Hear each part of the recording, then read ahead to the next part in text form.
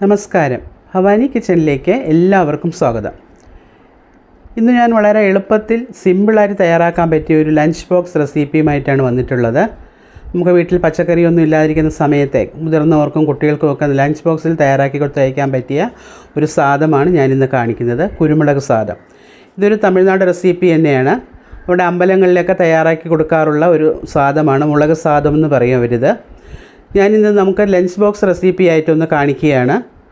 വളരെ പെട്ടെന്ന് തന്നെ നമുക്കിത് തയ്യാറാക്കി എടുക്കാൻ പറ്റും. ഞാൻ നേരത്തെ നമ്മൾ ചോറ് തയ്യാറാക്കി വെച്ചേക്കാമെങ്കിൽ, തലേ ദിവസമൊക്കെ ചോറ് തയ്യാറാക്കി വെച്ചേക്കാമെങ്കിൽ ഒരു 10 മിനിറ്റ് കൊണ്ട് തന്നെ നമുക്കിത് തയ്യാറാക്കി എടുക്കാൻ പറ്റും. അപ്പോൾ ഇതിന് എന്തൊക്കെയാണ് വേണ്ടതെന്ന് നമുക്ക് നോക്കാം. ഞാനിവിടെ ബസ്മതി റൈസിൻ്റെ ചോറ് ഞാൻ നേരത്തെ തന്നെ വേവിച്ചെടുത്ത് വെച്ചിട്ടുണ്ട്. ഞാൻ ഇതിന് മുമ്പ് കാണിച്ചിട്ടുണ്ട് ചോറ് വേവിച്ച് വെക്കുന്നത്. ഇപ്പോൾ ഒരു 2 കപ്പോളം ചോറാണ് ഞാനിവിടെ എടുത്തിട്ടുള്ളത്. നല്ല ഉതിരുതിരായിട്ടുള്ള ചോറാണ് എടുത്തിട്ടുള്ളത്. ഒന്നിനോടൊന്നും ഒട്ടാത്ത രീതിയിൽ വേവിച്ച് വാർത്ത് വച്ചിരിക്കുന്നതാണ്. ഉപ്പിട്ട് വേവിച്ചതാണിത്. പിന്നെ നമുക്കിതിലേക്ക് ചേർക്കാൻ വേണ്ടത് സവാളയാണ്. ഞാൻ ഒരുവിധം വലിപ്പമുള്ള ഒരു സവാള, നല്ല വലിപ്പമുള്ള ഒരു സവാള നല്ല നൈസായിട്ട് അരിഞ്ഞെടുത്ത് വെച്ചിട്ടുണ്ട്. പിന്നെ കറിവേപ്പില, ഒരു 7-8 അല്ലി വെളുത്തുള്ളി നമുക്കൊന്ന് ചതച്ച് വേണം ചേർക്കാനായിട്ട്. പിന്നെ നമുക്ക് വേണ്ടത് ടൊമാറ്റോയാണ്. നല്ല പഴുത്ത ഒരു ടൊമാറ്റോ, അതും നൈസായിട്ട് അരിഞ്ഞെടുത്ത് വെച്ചിട്ടുണ്ട്. പിന്നെ നമുക്കിതിലേക്ക് വേണ്ട മസാലകൾ നോക്കാം. നെയ്യ് വേണം, ഉപ്പ്, കായപ്പൊടി ഒരു 1/4 ടീസ്പൂണോളം മതിയാവും. മഞ്ഞൾപ്പൊടിയും 1/4 ടീസ്പൂൺ മതിയാകും. അണ്ടിപ്പരിപ്പ് നിങ്ങൾക്ക് ഇഷ്ടമുണ്ടെങ്കിൽ മാത്രം ചേർത്താൽ മതിയാകും. ഇത് മൂന്നും നമുക്ക് വറുത്തൊന്ന് പൊടിച്ചെടുക്കേണ്ടതാണ്. കുരുമുളക് 1 ടേബിൾ സ്പൂൺ, 2 വറ്റൽമുളക്, ഒരു 1/2 ടീസ്പൂൺ ജീരകം. ഇതാണ് നമുക്ക് ആദ്യമേ ഒന്ന് വറുത്ത് ഒന്ന് പൊടിച്ച് വയ്ക്കാം. ഇതിന് ശേഷം വേണം നമുക്ക് ഈ സാധനം തയ്യാറാക്കാനായിട്ട്. ഇത്രയും ഇൻഗ്രീഡിയൻസാണ് ഇതിലേക്ക് വേണ്ടത്. ആദ്യം ഞാനിവിടെ ഒരു കടായി വെച്ച് അതിലേക്ക് ഒരു 1/4 ടീസ്പൂണോളം നെയ്യ് ചേർത്ത് കൊടുക്കുകയാണ്. നെയ്യൊന്ന് അലിഞ്ഞ് വരുമ്പോഴേക്കും നമുക്ക് ഞാൻ പറഞ്ഞല്ലോ നേരത്തെ നമുക്കൊന്ന് 1-2 ഇൻഗ്രീഡിയൻസ് നമുക്ക് പൊടിച്ചെടുക്കാനുണ്ടെന്ന്.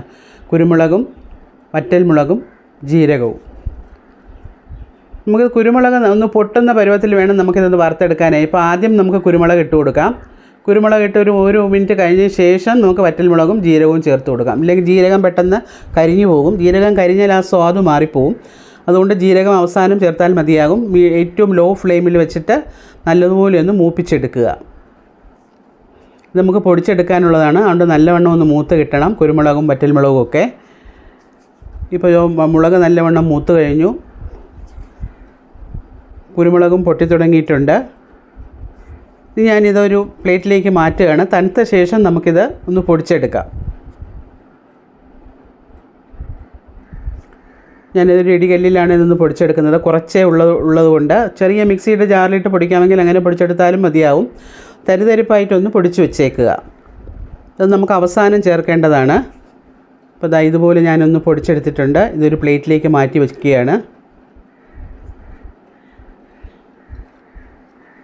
കുറച്ച് കൂടുതൽ പൊടിച്ച് വെച്ചേക്കാമെങ്കിൽ നമുക്കിതുപോലെ ആവശ്യം വരുമ്പോൾ എടുക്കാവുന്ന രീതിയിൽ കുറച്ച് കൂടുതൽ മുളകും കുരുമുളകൊക്കെ ഒന്ന് പൊടിച്ച് വെക്കാം.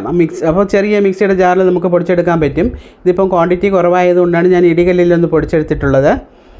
ഇനി നമുക്കിത് തയ്യാറാക്കി തുടങ്ങാം. അതേ പാനിൽ തന്നെ ഞാൻ വീണ്ടും ഒരു 2 ടേബിൾ സ്പൂണോളം നെയ്യ് ഒഴിച്ചു കൊടുക്കുന്നുണ്ട്. നെയ്യ് ഒന്ന് ഉരുകി തുടങ്ങുമ്പോഴേക്കും ഞാൻ നേരത്തെ പറഞ്ഞല്ലോ നമുക്ക് വെളുത്തുള്ളി ഒന്ന് ചതച്ച് വേണം ചേർക്കാനായിട്ട്. ഞാനൊന്ന് ചതച്ചെടുത്തിട്ടുണ്ട്. അപ്പോഴായിരിക്കും നമുക്ക് ആ നെയ്യിലേക്ക് ആ വെളുത്തുള്ളിയുടെ മണമെല്ലാം നല്ലവണ്ണം ഒന്ന് ഇറങ്ങി കിട്ടുക. അപ്പോൾ ആ ചോറിനും അത് പെട്ടെന്നൊന്ന് പിടിച്ച് കിട്ടും. അതിലേക്കാണ് ഒന്ന് ചതച്ച് ചേർക്കുന്നത്. ഒന്ന് ചുമക്കെ തന്നെ ഒന്ന് മൂപ്പിച്ചെടുക്കണം. ഒന്ന് പകുതിയോളം മൂത്ത് കഴിയുമ്പോഴേക്കും നമുക്കിതിലേക്ക് അണ്ടിപ്പരിപ്പ് ചേർത്ത് കൊടുക്കാം. അണ്ടിപ്പരിപ്പ് നിങ്ങൾക്ക് വേണമെന്നുണ്ടെങ്കിൽ മാത്രം ചേർത്താൽ മതിയാകും. കുട്ടികൾക്കൊക്കെ കൊടുക്കുകയാണെങ്കിൽ അണ്ടിപ്പരിപ്പും കൂടെ ചേർത്ത് തയ്യാറാക്കുന്നതായിരിക്കും നല്ലത്. ഇപ്പോൾ നമ്മുടെ വെളുത്തുള്ളി ഒന്ന് ചുമന്ന് തുടങ്ങി, അണ്ടിപ്പരിപ്പും അത് മൂത്ത് തുടങ്ങി കഴിഞ്ഞു. ഇനി നമുക്ക് അല്പം കറിവേപ്പില ചേർത്ത് കൊടുക്കാം. കറിവേപ്പിലയിട്ട് ഒന്ന് വഴറ്റി കൊടുക്കുക.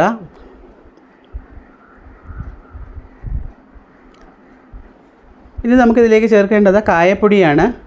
കായപ്പൊടി ഒരു 1/4 ടീസ്പൂണിലും കുറവ് ചേർത്താൽ മതിയാവും. കായപ്പൊടി ചേർത്ത് 1 മിനിറ്റ് ഒന്ന് വഴറ്റുക. ഇനി ഇതിലേക്ക് നമുക്ക് അരിഞ്ഞ സവാള ചേർത്ത് കൊടുക്കാം. സവാള വളരെ നൈസായിട്ടാണ് ഞാൻ അരിഞ്ഞെടുത്തിട്ടുള്ളത്. ഒരു സവാളയാണ് എടുത്തിട്ടുള്ളത്. നല്ല വലിപ്പത്തിലുള്ളൊരു സവാള നൈസായിട്ട് അരിഞ്ഞെടുത്തതാണ്. ഇത് ഒന്ന് ചുമക്കെ മൂപ്പിച്ചെടുക്കണം. ഒത്തിരി അങ്ങ് ചുമക്കണ്ട, എന്നാലും ഒരുവിധം ഒന്ന് ചുവന്ന് കിട്ടണം. സവാള ഇവിടെ പാകത്തിന് മൂത്ത് കഴിഞ്ഞു. ഇനി നമുക്കിതിലേക്ക് അരിഞ്ഞ ടൊമാറ്റോ ചേർത്ത് കൊടുക്കാം. ഞാൻ നേരത്തെ പറഞ്ഞല്ലോ, ടൊമാറ്റോ നല്ല പഴുത്ത ടൊമാറ്റോ ആയിരിക്കണം, എങ്കിൽ മാത്രമേ നമുക്ക് നല്ല സ്വാദ് കിട്ടത്തുള്ളൂ. അതും നൈസായിട്ട് നരിഞ്ഞെടുത്തുള്ളൂ, അപ്പോൾ പെട്ടെന്നൊന്ന് വഴന്ന് കിട്ടും. ടൊമാറ്റോ ഒന്ന് വെന്തുടയണം, അതുവരെ ഒന്ന് വഴറ്റി കൊടുക്കുക. ഇപ്പോൾ നമുക്കിതിലേക്ക് എടുത്ത് വെച്ചിരുന്ന മഞ്ഞൾപ്പൊടി ചേർത്ത് കൊടുക്കാം. ഒരു 1/4 ടീസ്പൂൺ മഞ്ഞൾപ്പൊടി മതിയാകും.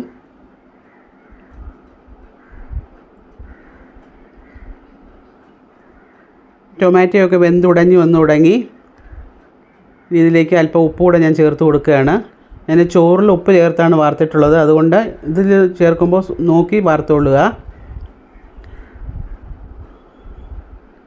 ഇപ്പോൾ നമ്മുടെ ടൊമാറ്റോ ഒക്കെ നല്ല പാകത്തിന് വെന്ത് കുഴഞ്ഞു കഴിഞ്ഞു.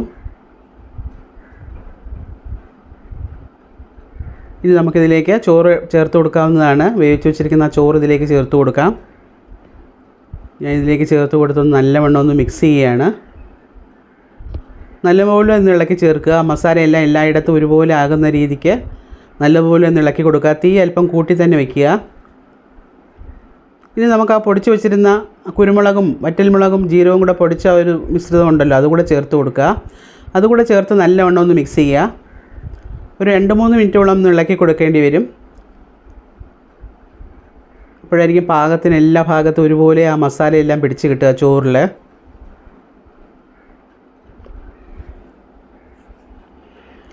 ഇപ്പോൾ നമ്മുടെ ചോറിലെ എല്ലാ ഭാഗത്തും ആ മസാലയെല്ലാം നല്ലവണ്ണം ചേർന്ന് സൂപ്പറായിട്ട് റെഡി ആയിട്ടുണ്ട്. ചോറ് നല്ല ഉതിരുതിരായിട്ട് തന്നെ ഉണ്ട്, വെന്ത് കുഴഞ്ഞൊന്നും പോയിട്ടില്ല.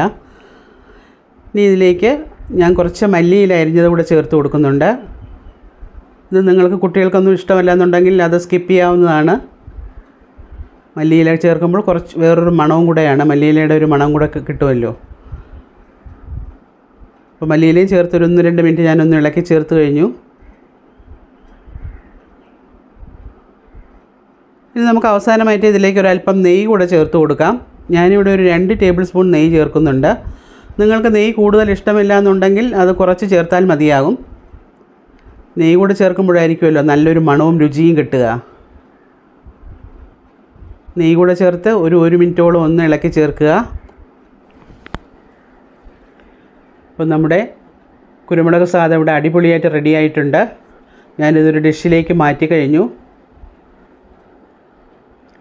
ഞാനിന്ന് ഈ കുരുമുളക് സാദത്തിനൊപ്പം കഴിക്കാനായി എടുത്തിട്ടുള്ള സൈഡ് ഡിഷായിട്ട് എടുത്തിട്ടുള്ളത് അരിവറ്റലും ടൊമാറ്റോ സലാഡുമാണ്.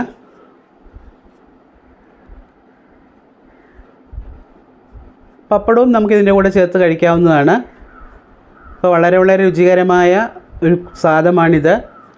ശരിക്കും നമുക്ക് ഈ ബസ്മതി റൈസ് കൊണ്ട് തന്നെ തയ്യാറാക്കണമെന്നില്ല. തലേന്ന് ബാക്കി വരുന്ന ചോറ് കൊണ്ട് തന്നെ നമുക്ക് പിറ്റേ ദിവസം രാവിലെ ഇത് എടുക്കാവുന്നതാണ്. ഇത് ഞാൻ പറഞ്ഞല്ലോ, തമിഴ്നാട്ടിലേക്ക് അമ്പലങ്ങളിൽ പ്രസാദമായിട്ട് തയ്യാറാക്കാറുള്ളതാണ്. ഞാനിന്നിപ്പോൾ ഇത് ലഞ്ച് ബോക്സ് റെസിപ്പിയായിട്ട് കാണിക്കുകയാണ്. കുട്ടികൾക്ക് കൊടുക്കാൻ നിങ്ങൾക്ക് എരിവ് കുറച്ച് കൂടുതലാണെന്ന് തോന്നുകയാണെങ്കിൽ കുറച്ച് കുരുമുളക് ചേർത്താൽ മതിയാകും. ശരിക്കും ബിരിയാണി പോലെ തന്നെ ഉണ്ടാകും ഈ റൈസ്. അപ്പോൾ നിങ്ങളും ഈ കുരുമുളക് സാദം ഇതേ രീതിയിലൊന്ന് തയ്യാറാക്കി നോക്കുക. ട്രൈ ചെയ്ത് നോക്കി നിങ്ങൾക്ക് ഇഷ്ടപ്പെടുകയാണെങ്കിൽ ലൈക്ക് ചെയ്യുക, ഷെയർ ചെയ്യുക. നിങ്ങളുടെ വിലയേറിയ കമൻസും എന്നെ ഒന്ന് അറിയിക്കുക.